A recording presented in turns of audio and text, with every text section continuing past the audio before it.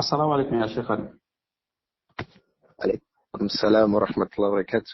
أبو عبد الرحمن، قد كنت معكم. نعم يا شيخنا. كيف الحال؟ الحمد لله يا شيخنا. إن الحمد لله نحمده ونستعينه ونستغفره ونعوذ بالله من شرور أنفسنا وسيئات أعمالنا. من يهديه الله فلا مضل له ومن يضلل فلا هادي له.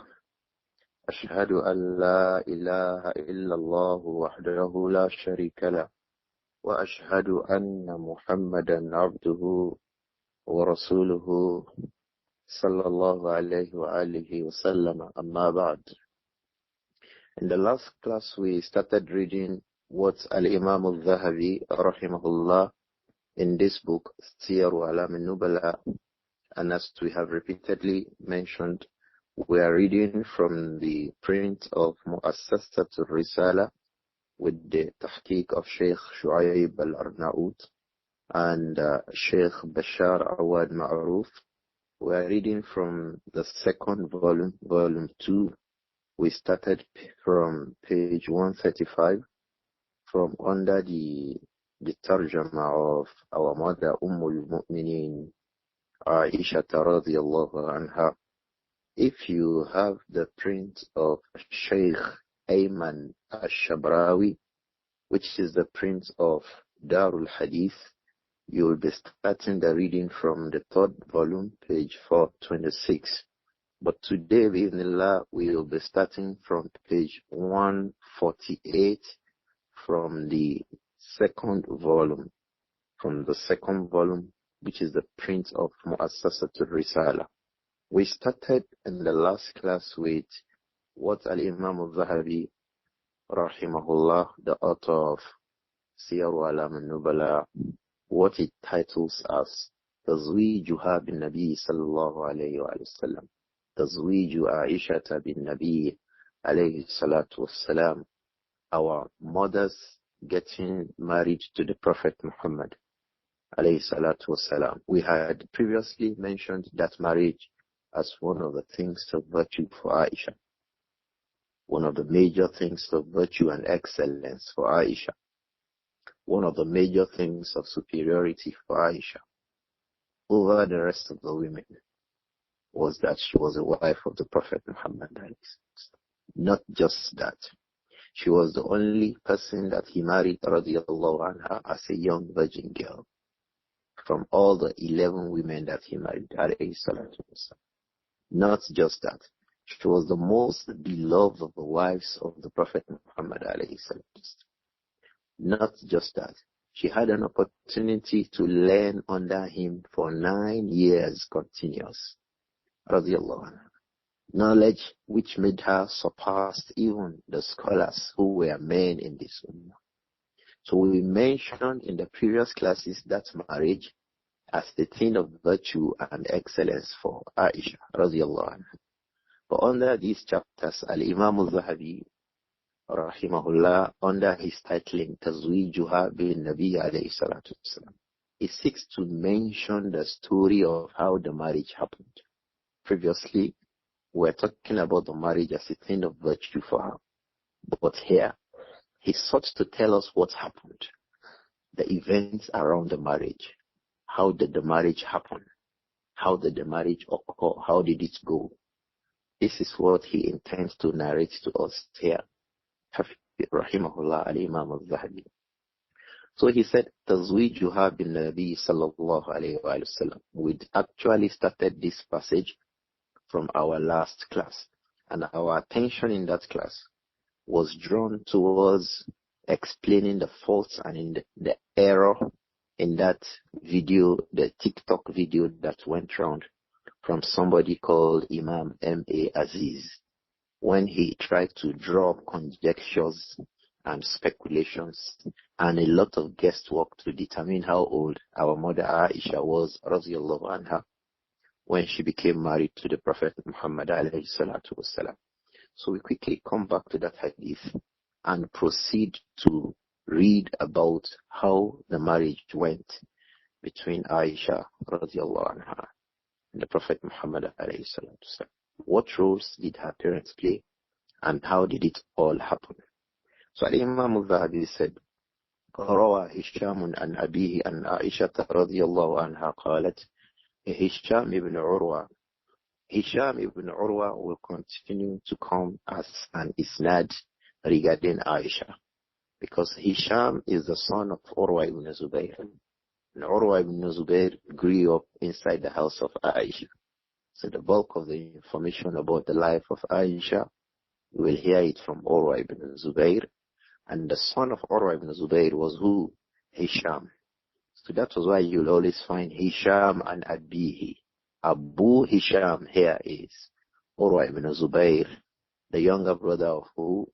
Abdullah ibn Zubayr. And they were both from the children of who? Asma bint Abi Bakr as-Siddiq. So it says, روى هشام عن أبيه عن عائشة رضي الله عنها قالت, Hisham ibn Urwa reported from his father, who was reporting from Āishah radiyallahu anha, that our mother Āishah said, تزوجني رسول الله صلى الله عليه وسلم متوفى خديجة. تزوجني رسول الله. The Prophet صلى الله عليه وسلم married me متوفى خديجة, after the death of Khadija radiyallahu anha. After Khadija passed away, after the time when Khadija passed away, تزوجني رسول الله. The Prophet sallallahu alayhi wa alihi wasallam married me. وأنا ابنة 16. At that time, I was 6 years old. This is Āishah talking. When that M.A. Aziz was talking, he was speculating and speculating. He was saying that there's evidence in Bukhari. And this hadith itself, where Āishah clearly stated her age, has come from Sahih al-Bukhari. Unfortunately, that M.A. Aziz, he left a clear-cut statement of Āishah with an authentic isnad inside Bukhari, inside Muslim, inside Abu Dawud, inside Tirmidhi, inside all the books of hadith that you will find, with a clear-cut authentic isnad. He left all of that, and he started making conjectures about how old she was. As for Āishah herself, radiyallahu anha, and the hadith occurs in Bukhari and Muslim and in other books of hadith. I don't know any book of hadith where you not found this hadith. There is hardly any book of hadith. All the books of hadith that I have, go back to them. The Ma'ajim, the Masanid, the Sunan, the Sihah, you find this hadith in it. That Āishah said, radiyallahu anha, تزوجني رسول الله صلى الله عليه وآله وسلم وأنا ابنة 16. The Prophet married me وأنا. At that time, my condition was that I was a girl of 6. وأدخلت عليه وأنا ابنة 9. And I was ushered to him. I was brought to him. I was brought to his house. أدخلت عليه. I was brought into his house. رضي الله عنها. وأنا ابنة 9. At that time, my age was 9. That was what she said, رضي الله عنها. Because the first one was her act. The act took place when she was 6 years old. And the consummation took place when she was 9 years old, رضي الله عنها. She was narrating how it happened. She said, جاءني نسوة وأنا ألعب على أرجوحة. جاءني نسوة. Some women came to me.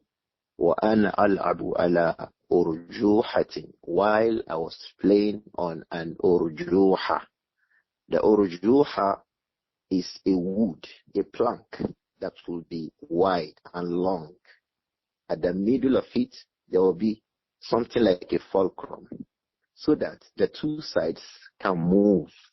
There is a name we call that. What do we call it? A seesaw. The seesaw. It is called urjuha. She said, I was playing on the urjuha. This statement itself will further show that what that M.A. Aziz was saying were conjectures. This was the time when she was getting into the house of the Prophet ﷺ. A girl of 18 would not do that. showed that she was a 9 years old girl. So when I was brought into his house, how did it happen? جاءني نسوة وأنا ألعب على أرجوحة. Some women came to me while I was playing on a seesaw. I think that's the name I had. When we were younger than this, we used to call it Jangilova. I hope we remember that old name. So somebody will sit at one side, you sit on the other side, it will go up and go down. She said I was on it when some women came to me. وَأَنَا مُجَمَّمَةٌ. And at that time, my hairs were flowing up to my shoulders and below my shoulders. So she was a little young girl. My hairs were flowing down my shoulders. So I was playing. I was enjoying myself. Radiyallahu anha. She said, Radiyallahu anha, فَهَيَّأْنَنِي وَصَنَّعْنَنِي. She said, Radiyallahu anha. So they got me prepared. وَصَنَّعْنَنِي. And they got me ready. They got me هَيَّأْنَنِي. They got me prepared. وَصَنَّعْنَنِي. And they got me ready. They made me up. ثُمَّ أَتَيْنَ بِي إِلَيْهِ. Then I was taken to the house, to my husband. I was taken to the Prophet sallallahu alaihi wasallam. I was playing, say, hey, come. They dressed me up. They took me to my husband. Sallallahu alayhi wa sallam. قال Urwa ibn Zubayr, who reported this from Āishah radiyallahu anha, said, فَمَكَسْتُ عِنْدَهُ تِسْعَ سِنِينَ. And I lived with the Prophet sallallahu alayhi wa sallam for 9 years. So between age 9 and age 18, our mother Āishah was with the Prophet alayhi sallam. And she taught for 50 years. She died at age 68. She died at 68. Radiyallahu anhu. And then on the page 149, Al-Imām Adh-Dhahabi said, وَأَخْرَجَ الْبُخَارِيُّ مِنْ قَوْلِ عُرْوَةٍ. Al-Imām al-Bukhari أخرج من قول عروة. He reported from the statement of Urwa ibn Zubayr. Urwa ibn Zubayr had lived, don't forget, he was brought up by Āishah. Urwa ibn Zubayr was the son of Āishah's sister, who? Asma. And Urwa ibn Zubayr is the younger brother of who? Abdullah ibn Zubayr. So Urwa ibn Zubayr is well aware of the life of Āishah, her mother. Because the khala, al-khalatu fi manzilati al-walida, fi manzilati al-um. The maternal aunt is in the status of the mother. So Urwa ibn Zubayr would be well aware of the affairs of Āishah. Urwa ibn Zubayr said, rahimahullah, أن خديجة توفيت قبل الهجرة بثلاث سنين. Urwa ibn Zubayr said, Khadija died قبل الهجرة, before Hijrah, before the Prophet migrated to Medina, بثلاث سنين, 3 years before the Hijrah. He said, فلبث صلى الله عليه وآله وسلم سنتين أو قريبا من ذلك. So the Prophet sallallahu alayhi wa sallam waited for 2 years or something near that. وَنَكَحَ عَائِشَةً. And then he married Āishah. وَهِيَ بِنْتُ سِتِّ سِنِينَ. At the time he married Āishah, Āishah was just 6 years old. Don't forget, that marriage took place when she was 6 years and 10 months, because it took place in the month of Shawwal. So when she says 6 years, she's just mentioning the age. I mean, she had reached. If you go to some reports in Sahih Muslim, it will say 7 years. So if she said 7 years, she was mentioning the nearest year. And if she said 6 years, she was making what the scholars refer to as Hazful Kasri. She was removing the extra months. And we all do that when we are asked about our ages. Sometimes we talk about the last age reached, the last year reached, and sometimes we talk about the year ahead, depending on how close that it is. So if she says 6 years, that is bihazfil kasri, by removing the extra months. If she said 7 years, that is by mentioning the year that she was looking forward to. So the Prophet sallallahu alayhi wa sallam got married to her. Urwa ibn Zubayr is mentioned to be the second person who wrote the Seerah of the Prophet Muhammad alayhi salatu wasalam. The first person who wrote the Seerah was Aban ibn Uthman, the son of Uthman ibn Affan. He was a scholar of hadith. So the other person, A. Aziz, in that TikTok post, he was saying that the first person who wrote the Seerah was Ibn Ishaq. That's misleading. Ibn Ishaq came almost 250 years after all these people. Over 150 years. Between 150 and 200 was Ibn Ishaq. But as for Urwa ibn Zubayr, he was from among the first persons who did a book of Seerah. And he was someone who lived right inside the house of Āishah. This is the report of Urwa. Urwa said Āishah was 6 when the Aqd was done, and she was 9 when the Bina'u was done. So their statements come in precedence before the statement of the person who was just conjuring conjectures and arriving at misleading conclusions. And then Al-Imām Adh-Dhahabi went on and said, Ibn Idris, عن محمد بن عمرو عن يحيى بن عبد الرحمن بن حاطب قالت عائشة رضي الله عنها. This now a lengthy narration about how the marriage took place again. Al-Imām Adh-Dhahabi is reporting it, mentioning Ibn Idris, who was reporting from Muhammad ibn Amr. Muhammad ibn Amr was the son of, was the grandchild of Alqamah ibn Waqqas, and then he is reporting from Yahya ibn Abdur-Rahman ibn Hatib. Yahya ibn Abdur-Rahman ibn Hatib ibn Abi Balta'a. Hatib ibn Abi Balta'a was a companion. Inshallah, he has a narration we will discuss in the class on Al-Adab al-Mufrad tomorrow morning, inshallah. Hatib ibn Abi Balta'a has a son called Abdurrahman. It is the son of Abdurrahman whose name was Yahya that reported this hadith from our mother Āishah, how her marriage took place. So as we read on, we will explain, because it's a very, very lengthy hadith, how the marriage took place. قالت عائشة رضي الله عنها. Our mother Āishah رضي الله عنها said, لما ماتت خديجة.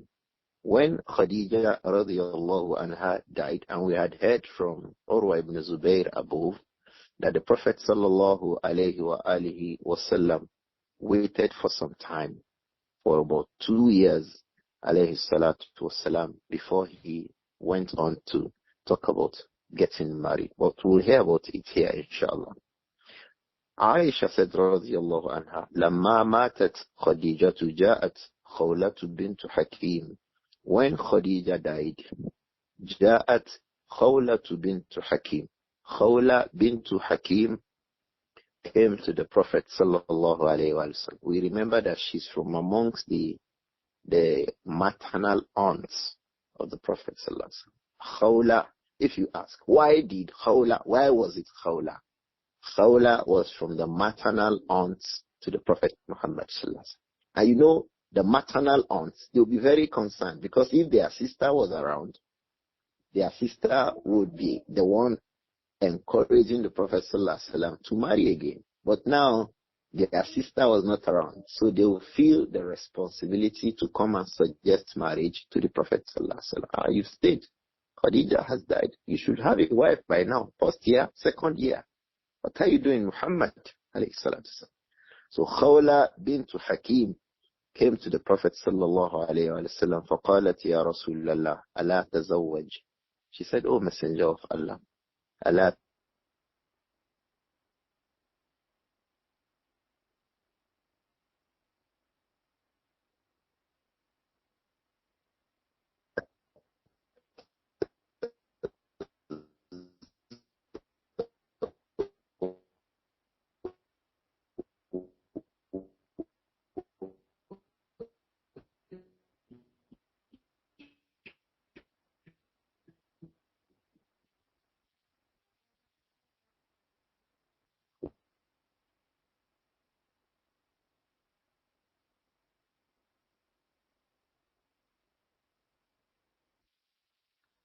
Abu Abdurrahman, نعم يا شيخنا.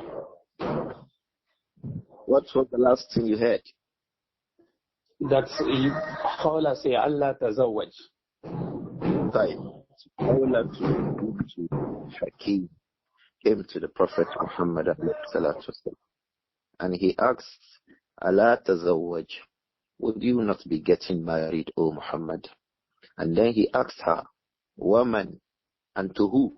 Who should I marry? Qalat, in shi'ta bikran wa in shi'ta sayyiban. If you like, you can marry a bikr, a young virgin girl. Wa in shi'ta sayyiban. And if you like, you can marry someone who had already been married before, perhaps someone who was divorced or someone who became widowed. So Khawla was given these options. Qal, the Prophet said, alayhi salatu wasalam, Manil bikru wa manil sayyib. Manil bikru. Who is that young virgin girl you want to encourage me to marry? Wa manil sayyib. And who is that previously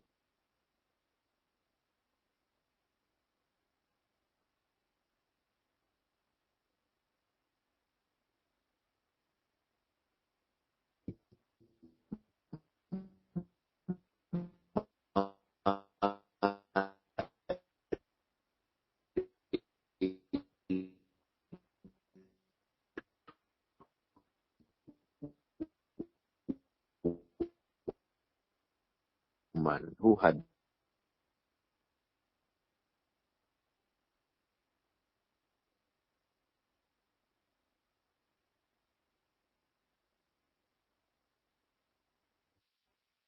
Abu Abdurrahman? نعم يا شيخنا. This is a story that should not be breaking. It's network يا شيخنا. طيب. حفظكم الله. أمين يا شيخنا.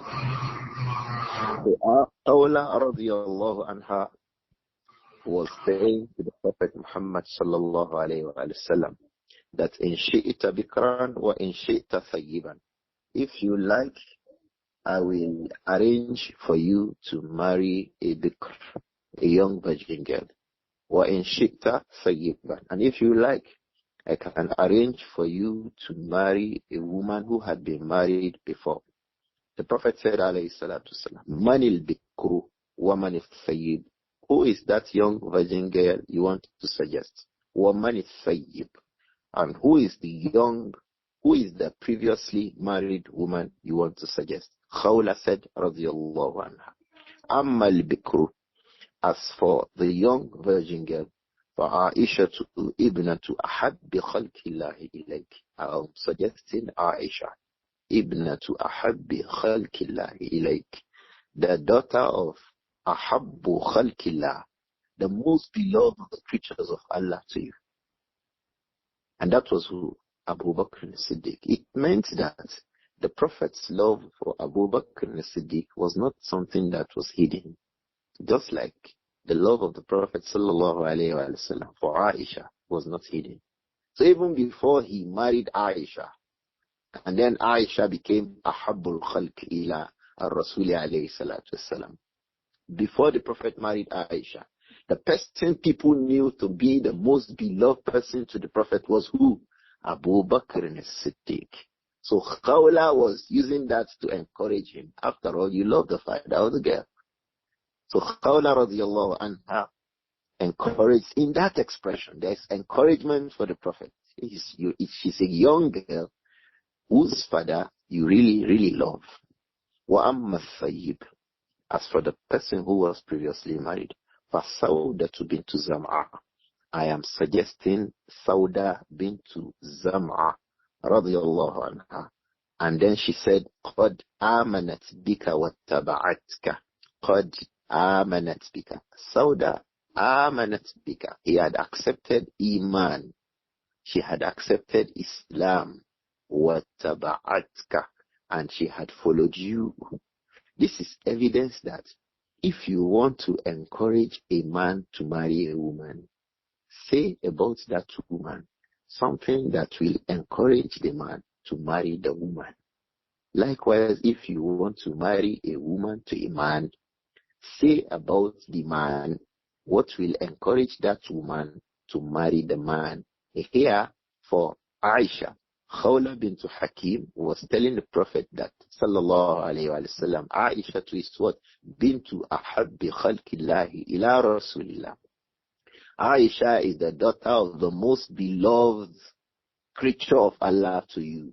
And as for Sauda, amanat bika wa taba'atka. Amanat bika. She had believed in you, wa taba'atka. And then she had followed the message that you brought. So the Prophet said, alayhi salatu wasalam, Udhkurihima alayya. Udhkurihima alayya. Go and mention me to them.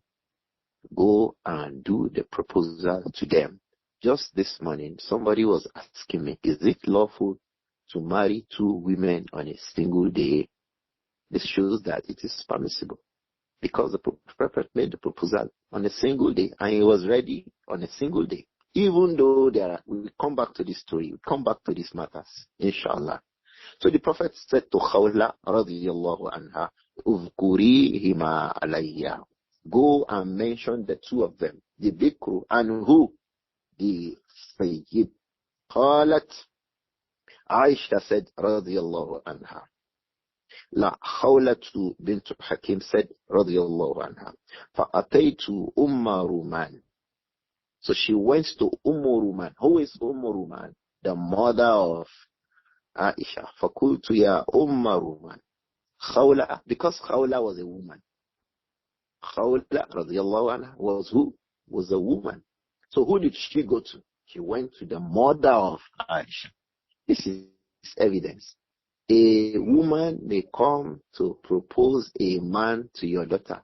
He may not come to the father. She may not come to the father. She may go to the mother of the girl, hoping that once she tells the mother will discuss with the father. So Khawla bint Hakim came to Ruman, the mother of Āishah. And then, even before telling her exactly what she wants, Khawla bint Hakim said, ماذا أدخل الله عليكم من الخير والبركة. قالت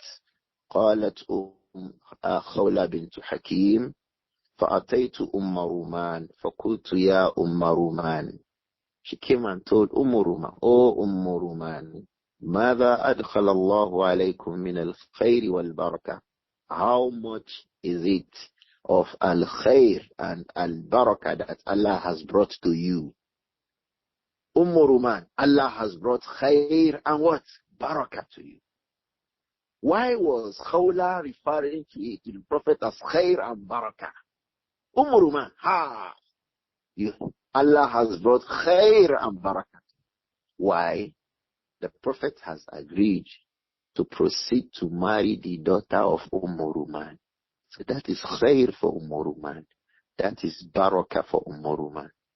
Radiallahu anha. So Khawla bint Hakim came and told Ruman, ماذا أدخل الله عليكم من الخير والبركة. قالت, Ruman was now asking, what is it? Look at the usloob of Khawla. She had not told her. She said, Allah has brought good and blessings to you, Ruman. So it will make Ruman be interested in it. What is it? ماذا قالت رسول الله صلى الله عليه وآله وسلم يذكر عائشة. Khawla said, Rasulullah يذكر عائشة. The Prophet is mentioning Āishah. Mentioning her for what? For marriage. Radiallahu anha. That is the khair and the barakah that Allah has brought to the house of Ruman. Allahu Akbar. Rasulullah sallallahu alayhi wa sallam yadhkuru Āishata. The Prophet sallallahu alayhi wa sallam is mentioning Āishah. Qalat, Ruman now said, Intadhiri fa inna Aba Bakrin atin. You see the adab of Ruman. Ruman did not go to Āishah, the mother of Āishah. No. She was telling Khawla, Intadhiri, please, kindly wait. فَإِنَّ أَبَا بَكْرٍ آتٍ. Abu Bakr will soon come. He is coming. Meaning that this matter It's something we have to bring to who? To Abu Bakr as-Siddiq. Even before Ruman did anything, she wanted to tell her husband Abu Bakr and the father of who? Āishah, about the matter. فَجَاءَ أَبُو بَكْرٍ فَذُكِرَتْ ذَلِكَ لَهُ أو فَذَكَرَتْ anyhow. فَجَاءَ أَبُو بَكْرٍ الصِّدِّيقِ. Then Abu Bakr as-Siddiq arrived. فَذُكِرَتْ ذَلِكَ لَهُ. And the matter was mentioned to him. أو فَذَكَرَتْ. It would mean the Khawla bint Hakim. When Abu Bakr came, she now mentioned the matter to Abu Bakr. فَقَالَ Abu Bakr as-Siddiq radiyallahu anhu said, أَوَ تَصْلُحُ لَهُ وَهِيَ إِبْنَةُ أَخِيهِ. Is Āishah right? Is it right? أَوَ تَصْلُحُ لَهُ. Is she appropriate for him? Is Āishah أَوَ تَصْلُحُ لَهُ. Is Āishah radiyallahu anha appropriate for the Prophet sallallahu alayhi wa sallam? وَهِيَ إِبْنَةُ أَخِيهِ. And Āishah is the daughter of his brother. Who is the brother of the Prophet sallallahu alayhi wa sallam? Abu Bakr. Oh, he's my brother now. We are close. Can he marry my daughter? وقال رسول الله صلى الله عليه وسلم. When the Prophet heard that, he gave a response. Alayhi salatu wasalam. Because Khawla went back in bigger, open, more fuller reports. Khawla went back to mention that to the Prophet sallallahu alayhi wasallam. And the Prophet said, Ana akhuhu wa huwa akhi. I am Abu Bakr's brother. Wa huwa akhi. And he is my brother. Wa ibnatuhu tasluhu li. And his daughter is appropriate for me as a wife. So if you have a man, two friends, brother A and brother B, two friends, the fact that they are very close friends does not mean that each of them may not marry the daughter of the other person. So for Abu Bakr and Siddiq, they were very close. So when the Prophet proposed to marry Āishah, Abu Bakr and Siddiq, is my brother. But the Prophet, yes, you are my brother, I'm your brother too. وَابْنَتُهُ تَصْلُحُ لِي. But the fact is that your daughter is right for me to marry as a wife.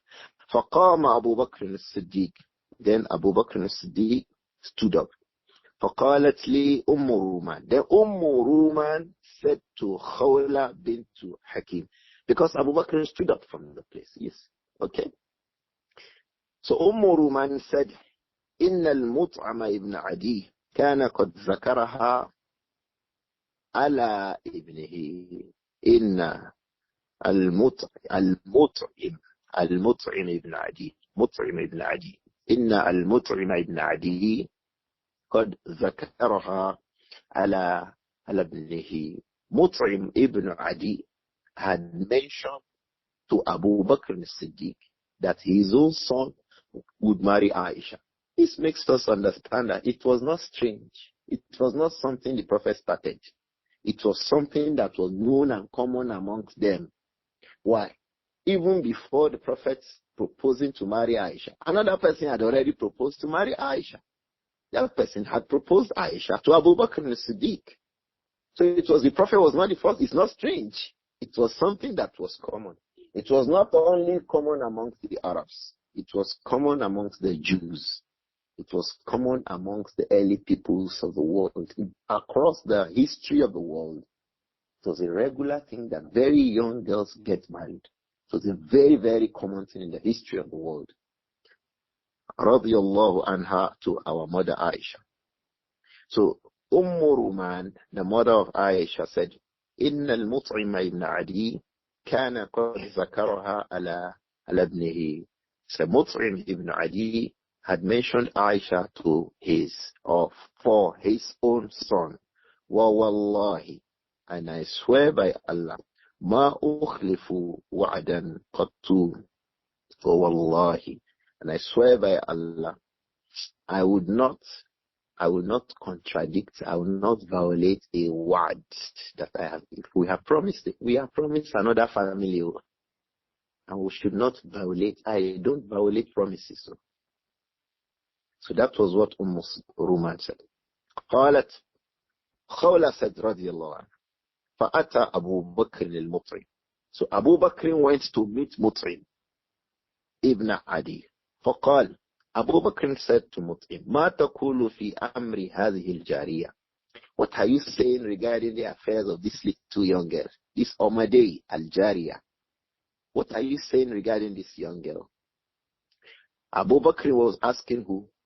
Mut'im, who Ibn Adi, whose son was the one who had brought the proposal to who? To Āishah.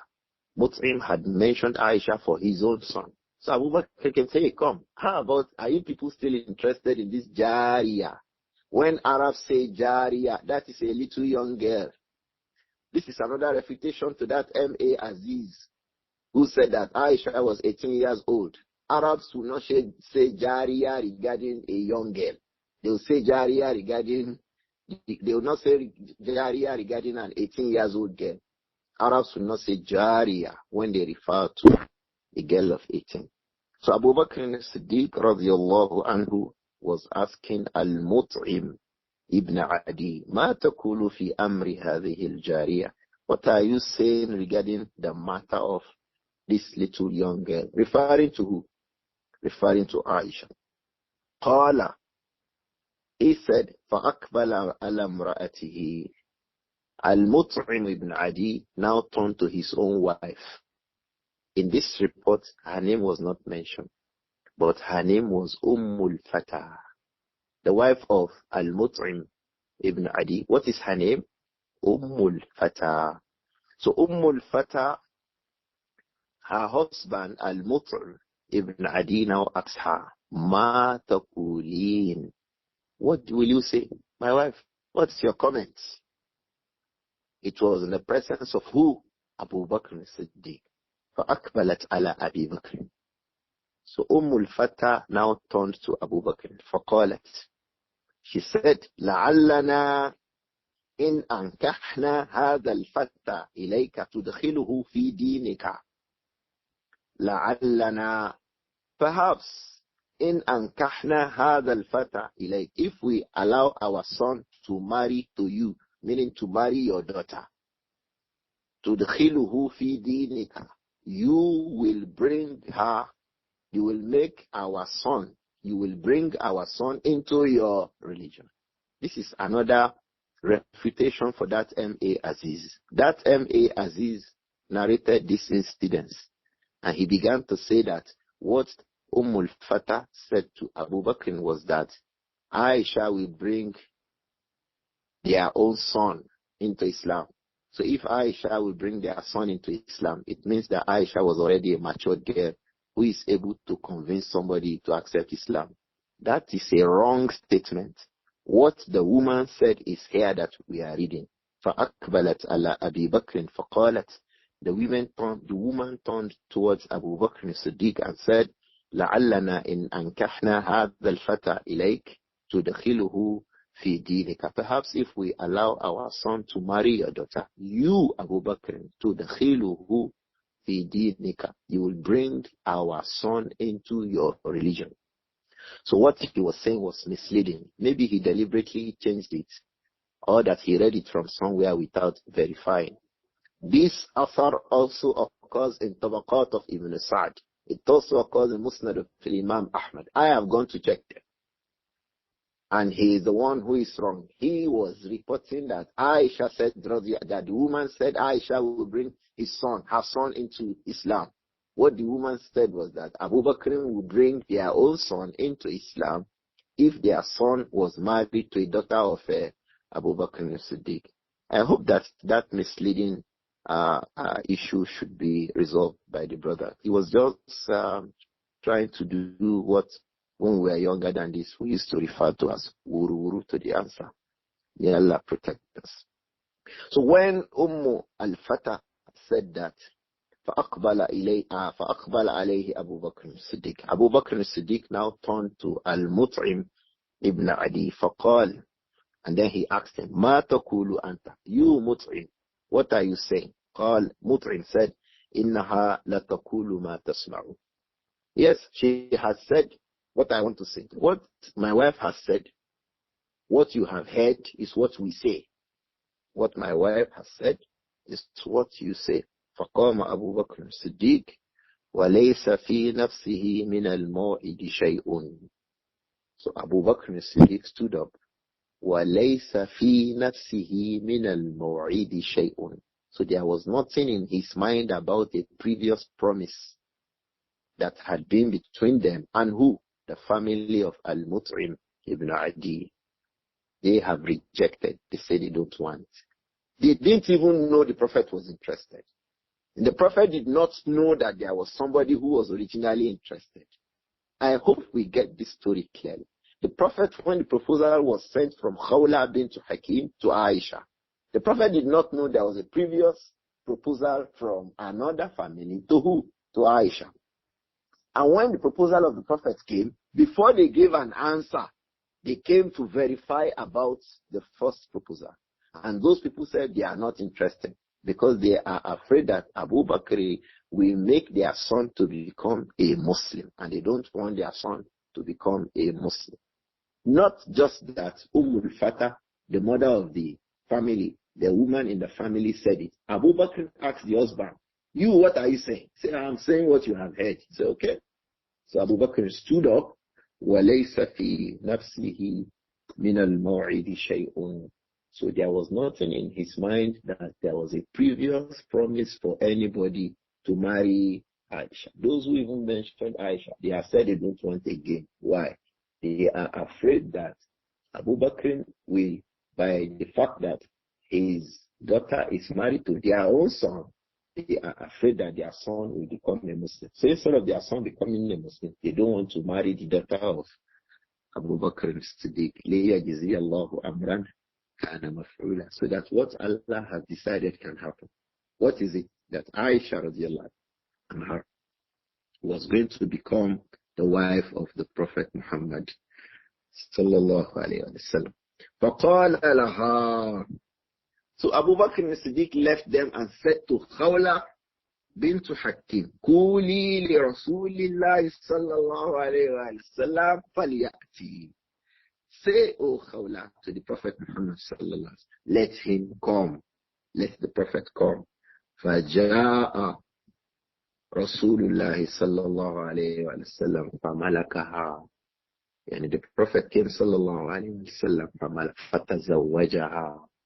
And Āishah was married to the Prophet Muhammad صلى الله عليه وسلم. Like I had said, if you go to Musnad Imam Ahmad, this hadith we are reading is a very lengthy hadith. Very lengthy. But Imām Adh-Dhahabi continued and said, قالت Khawla bint Hakim said, ثُمَّ انطَلَقْتُ إِلَى سَوْدَةٍ. Khawla then went to Sauda.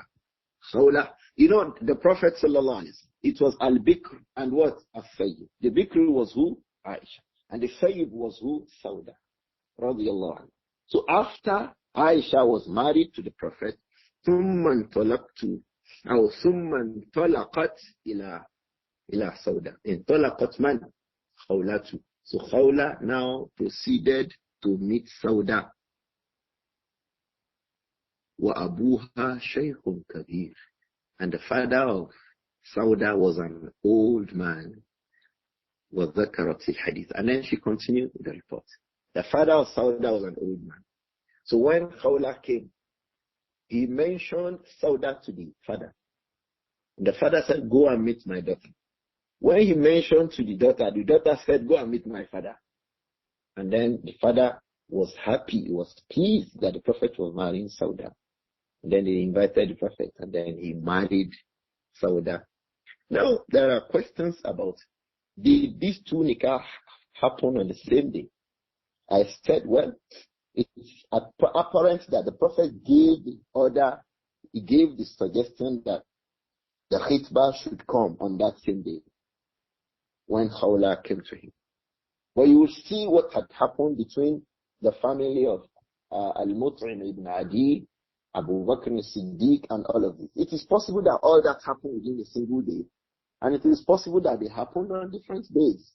Even the Prophet's marriage to Āishah, it was possible that it happened on a single day. As the khitbah came, then they went, then they came back, then they got the reply, then the marriage took place. It is possible.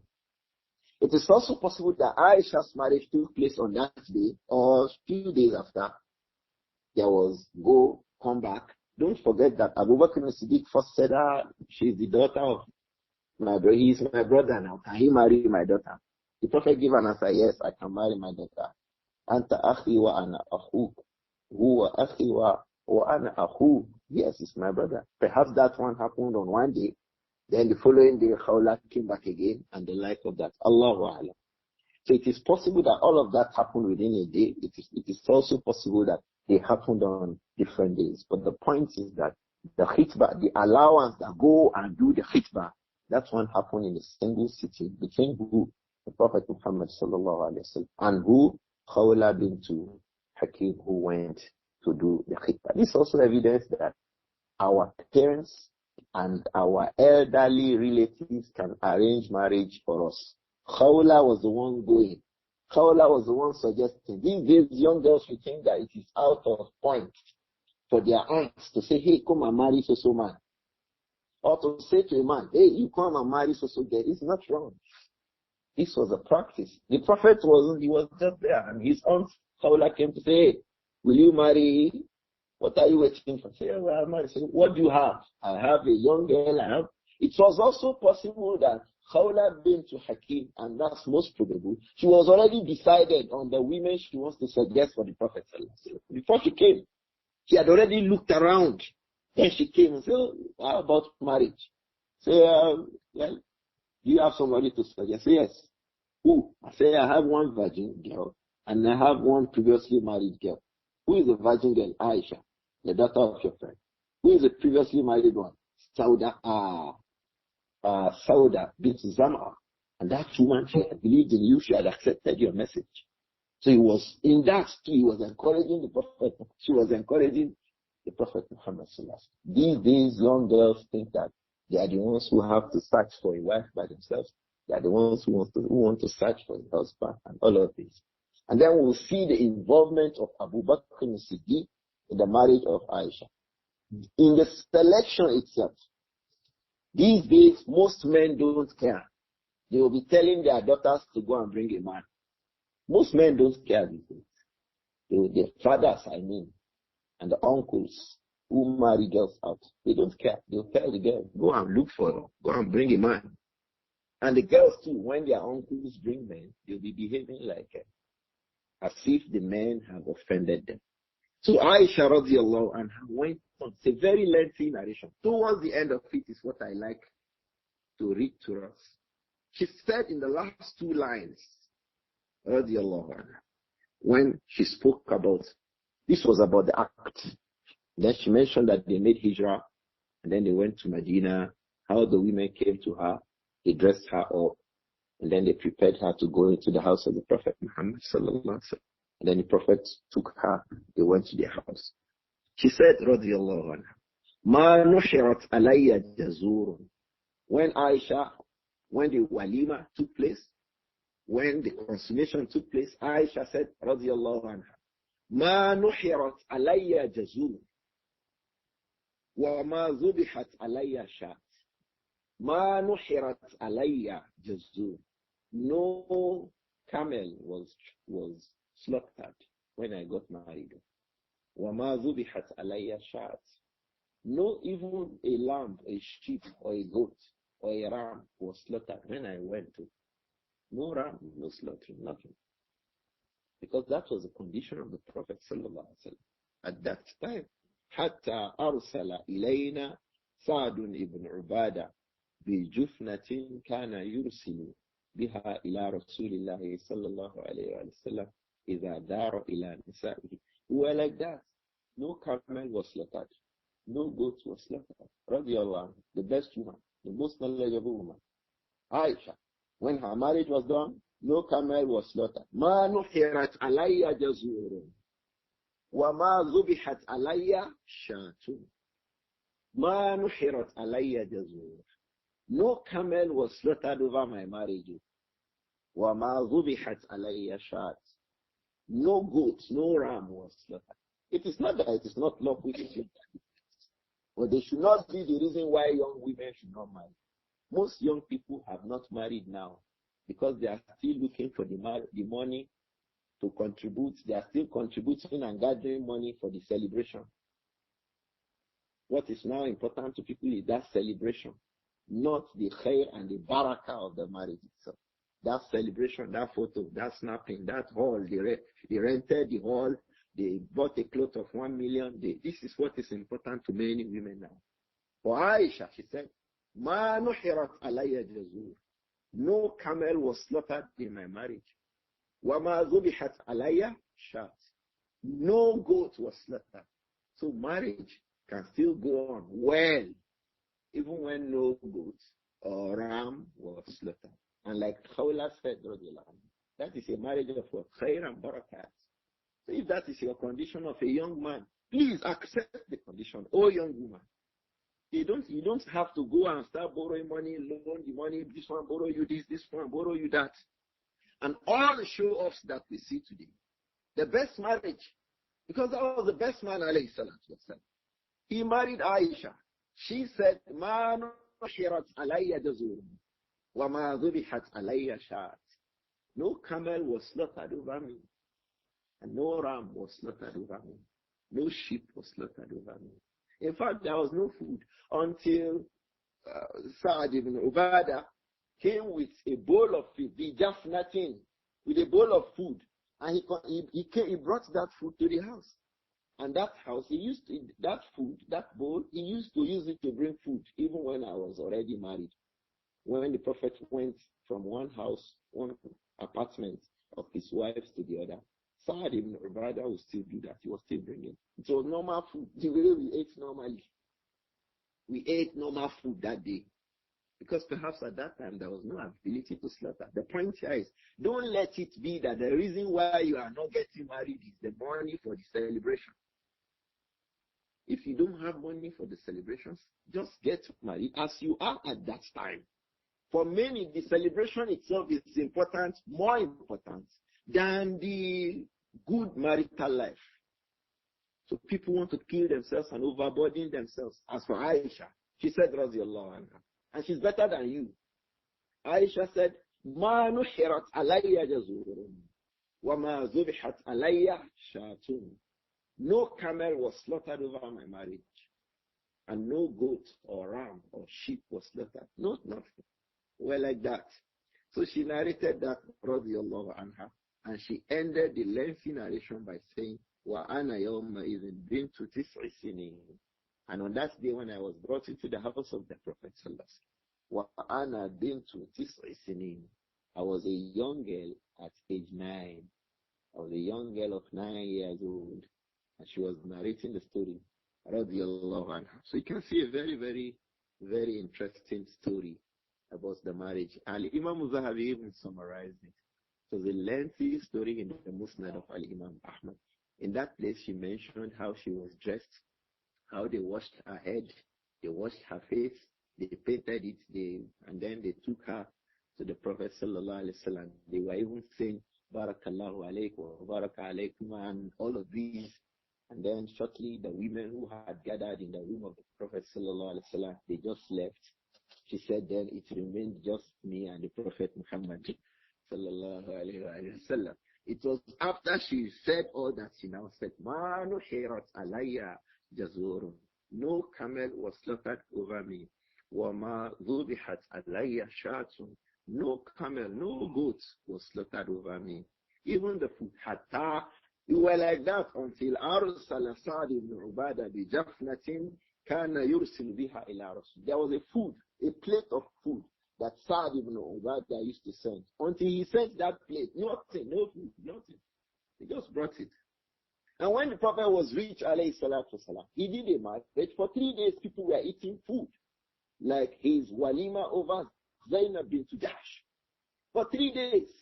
Allah said, the Prophet would tell me, go and check if we still have meat. They will go and check, there's meat. Say, go and call the people, let them come and eat again. For 3 days, people were eating.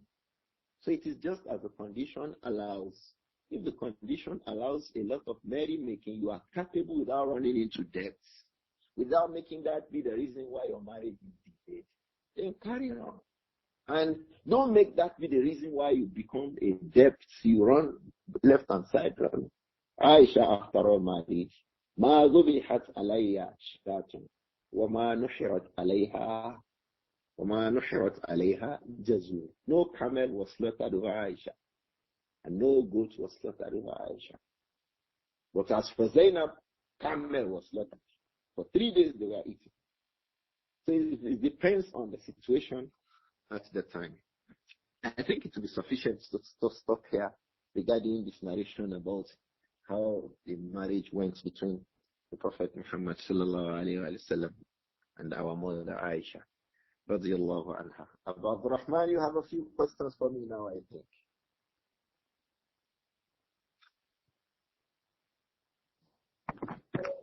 نعم يا شيخ.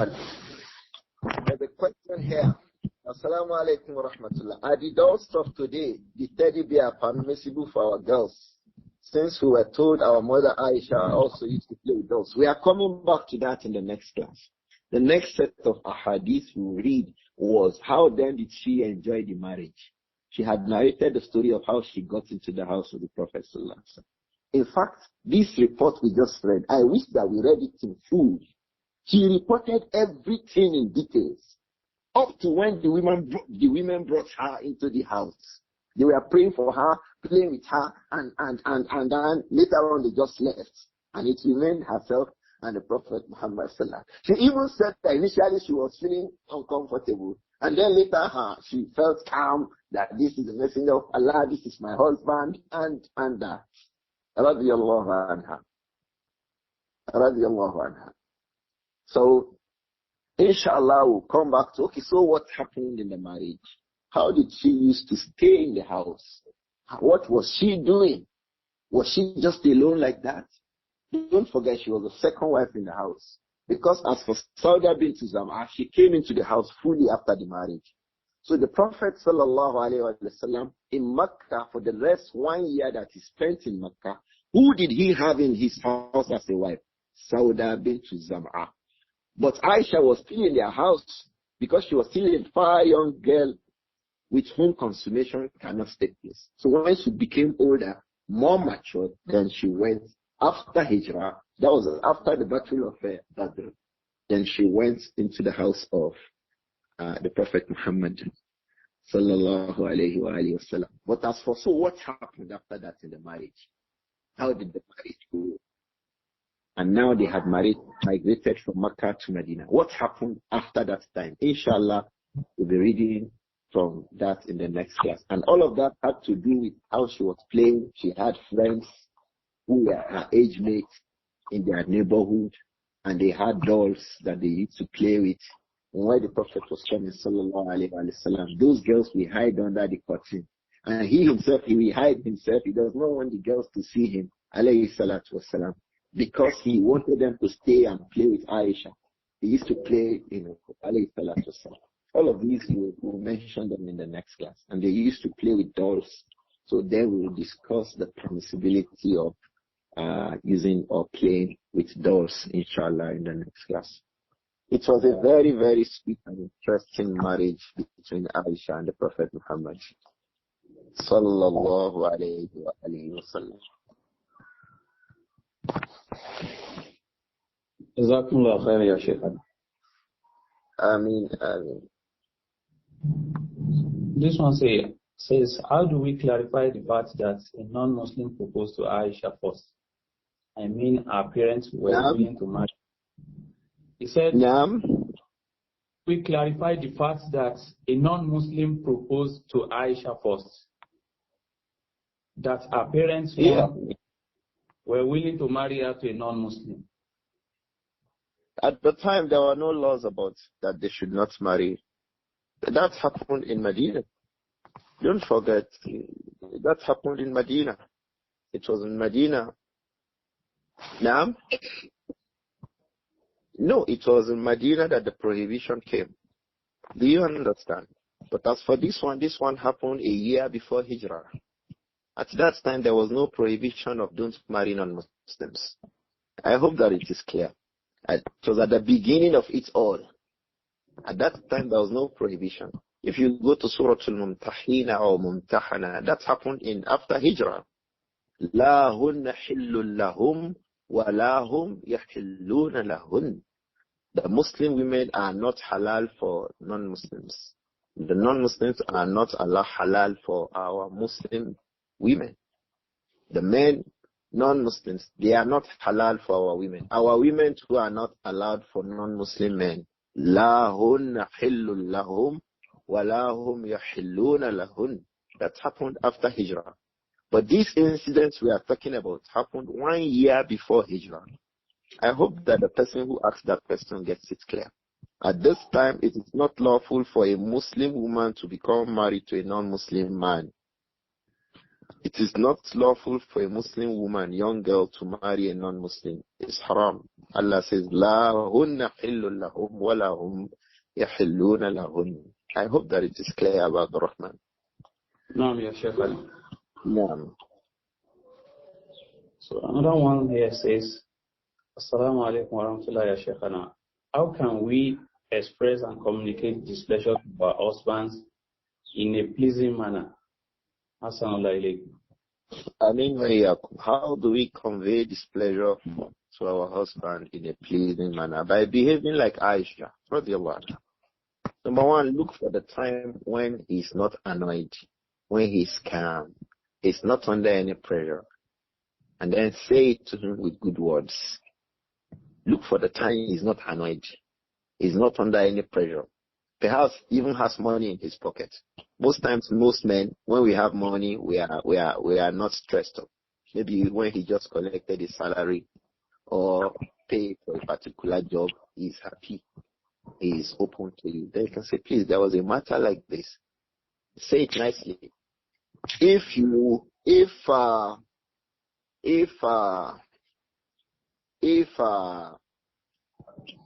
one of the closest person to the president of Nigeria today, what is his name?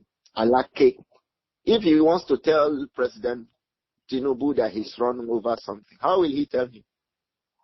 How many Your Excellency would he have said before mentioning it? If Alake wants to say to President Tinubu, sir, can you please change something? Will he just say, sir, you have to change that thing. You this sir, you don't hear something. Will he say it like that? How many times with Alake or what? How many times will he say, Your Excellency? Your Excellency, sir. Your Excellency. Your Excellency will be asking, what do you want? Some women don't even see their husbands like that. And the rights of the man over his wife is bigger than the one that Alake has over that man. So for the sake of Allah, if you want to address a point of variance with your husband, be calm, be respectful, genuinely respectful. Be genuine, show genuine respect, so that he will even be held down. It will be clear to him that, what else do you want? This woman has respected you now. Even if he wanted to change his mood, he will not be able to change. If he changes, you leave him, let him go. Must you reply his change of mood? Must you reply everything that he says? Allow him to go if he is not happy at that time. Whenever the Prophet was angry, alayhi salatu salam, if he came into the house, Āishah would start saying, A'udhu billah. She starts saying, making isti'adha. Hey, something has happened. The messenger was annoyed. You, when you see your husband annoyed, what do?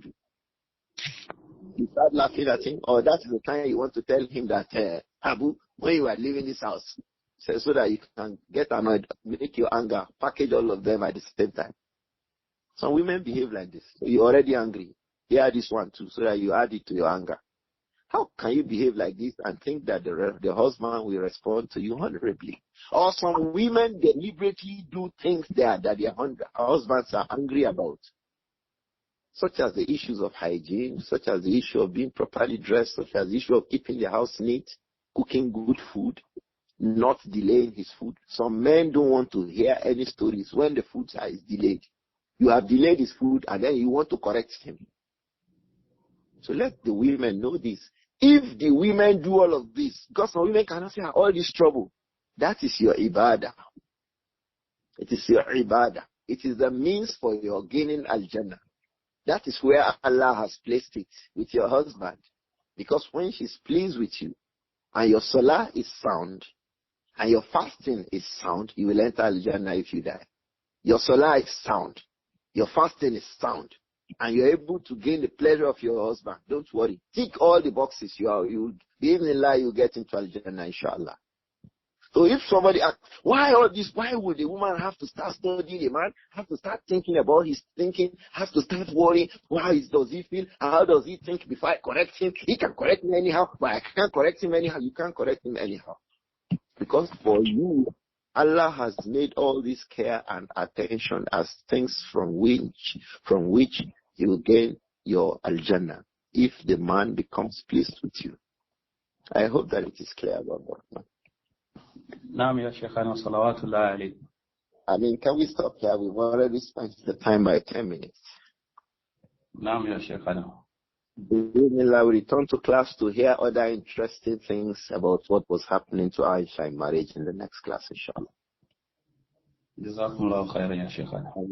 Jazakumullahu khairan. Assalamu alaikum wa rahmatullahi wa barakatuh. Assalamu wa rahmatullahi wa barakatuh.